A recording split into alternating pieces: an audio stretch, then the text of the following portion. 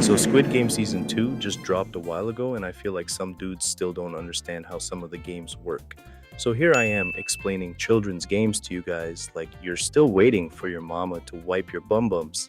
Let's start this shit off with the rules of the game as a whole before I forget what I'm talking about. So, 456 players gather in a big ass room and play 6 games where whoever makes it through all 6 without being eliminated means shot, wins enough money to feed half of Africa and then give me some spare change. Yeah, me, not you. Anyway, the winners get a prize pool of 46 billion won, which is about 30 million US dollars, which is more than enough to get the contestants out of the financial ruin they are in. The games that these dudes play are all children's playground games that somehow still confuse me after watching this show 3 times and make me want to eat some chalk. Like it's free creatine at a gym. Everyone ate chalk as a kid, right? One last thing to note before we begin is that I'll only be talking about the challenges in Season 1 and 2 of Squid Game because at the time of writing, Season 3 still hasn't dropped. With that doo-doo out of the way, let's get started with the first challenge, which is game number 1, red light, green light. This is a game that has like 50 different names in different countries, but the general idea is simple. The players line up and have to run through a big-ass field to cross the finish line in 5 minutes. They must only move during green light, and if they're caught moving during red light or fail to finish in time, they get sent to the Shadow Realm. This game is one of the most fair and easy ones to understand. However, in the first season, like half of the players die here because they panic when they realize that eliminated means dead. Even when Gi-hun warns them in Season 2, they still panic and die like chickens in a KFC, albeit this time only like 100 of them. Anyway, this game gets a 3 out of 10 in difficulty. Moving on. Game number 2, Dalgona. In this game, the players line up and choose one of 4 shapes: triangle, circle, star, and umbrella. They then receive a sugar comb that has the chosen shape marked onto it. The players then need to separate the shape from the candy using a needle without breaking the cookie in 10 minutes or they die. This game is pure nightmare fuel for someone like me who was always kind of shit with precise and coordinated movements, and my dumbass will probably lose even if I pick triangle. However, you are also allowed to lick the candy in order to soften the melted sugar and make it easier. I rate this game a 10 out of 10 in difficulty because I'm a dumbass and I can't do this shit. I also believe that I might eat this stupid candy before they tell me what to do. Game number 3, Tug of War. No explanation needed here. If you haven't played this game in some form as a kid, then joke's on you. Here in the Squid Game, however, the losing team falls to their worst nightmare and dies. For example, if you're a League of Legends player, you fall straight into the shower or a field of grass. Anyway, this old ass dude hard carried his team to victory like prime LeBron and therefore proved that this game was never only about strength, instead mostly about plot armor. Therefore, this game gets a 1 out of 10 in difficulty. Moving on. Game number 4, Marbles. This game is unique in the sense that it allows its players to make up their own rules as long as there is no physical violence. However, nobody said that you cannot cheat as long as you ain't caught. So my question is, why didn't anyone except this Sigma try to cheat the ever-living shit out of this game? For example, playing something that gives your opponent 0 chance to win, something that you're very good at or is rigged in your favor. For example, let's say you are a Reddit user, challenge your opponent to an unoriginality contest, and when you win, you get the other player's balls. This game gets a 0 out of 10 for the rules design, which brings us to game number 5, Glass Bridge. This shit is the most unfair and shitty game out of the entire series. The goal is to cross the 16 stepping stones in the 10-minute time limit, or you die. I love gambling, and a 50-50 are the absolute best odds you'll ever get in a casino. However, in this shit show, you're basically fucked unless you go 10th or later. In its core, you and the other players line up in front of a bunch of glass stepping stones where one is tempered glass and the other breaks when you land on it.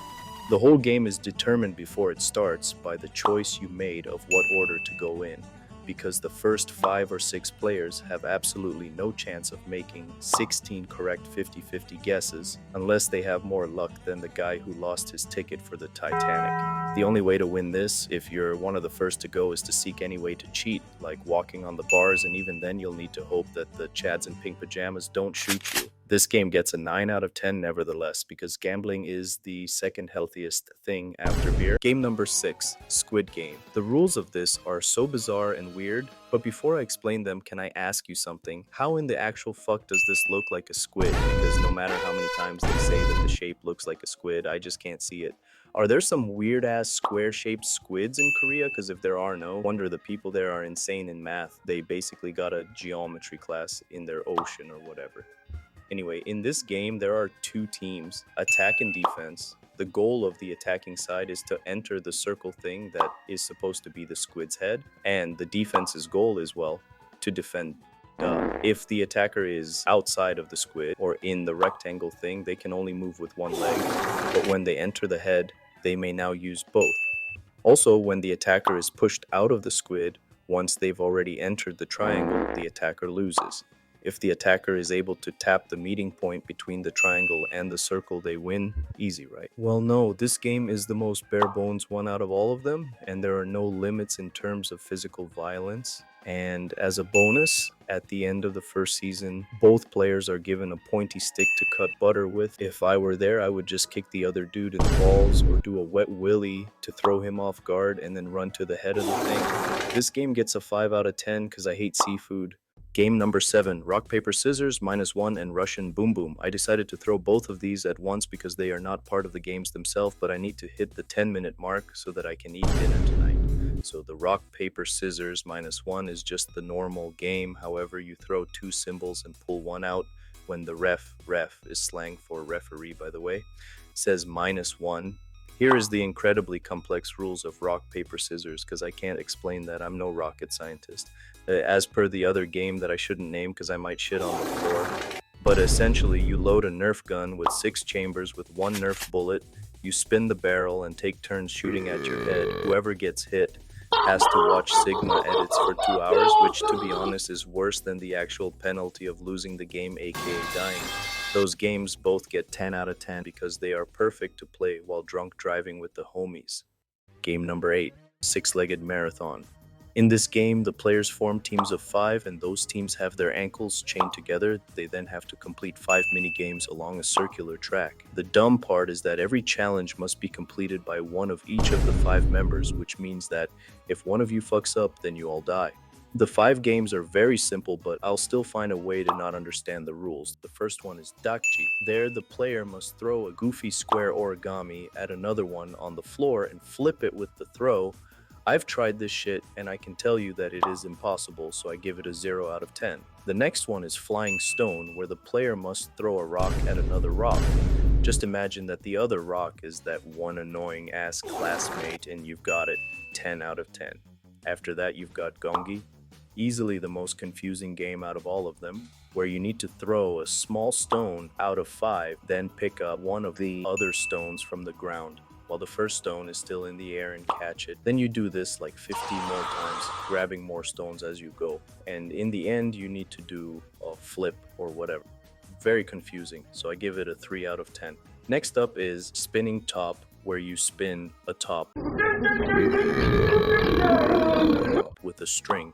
So it's a 10 out of 10. And last up on the list is Jaggy, where you need to kick a weird football with confetti on it 5 times without it touching the ground. This whole game is ass because it's very unlikely I'll do my task correctly and then everyone will blame me for being an idiot like this guy here.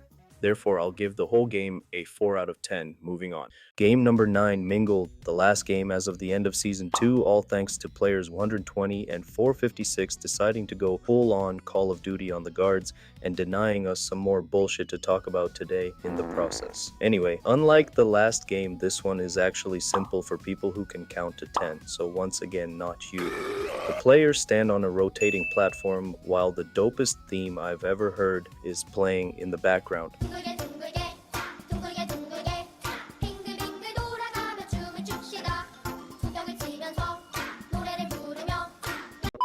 Once the music stops and my ears go into a deep depression, the sexy announcing lady says a number.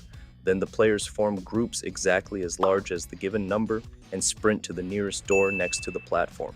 If they fail to form a group, they are shot at with Nerf guns, like in one of those 2016 videos. I absolutely love this game because of the music, so I give it a 10 out of 10. And that's all Squid Game games explained for people who eat soap because of the smell and not the taste, just like I do. Thanks for watching, and don't forget to subscribe, or else your PP won't grow. Bye bye.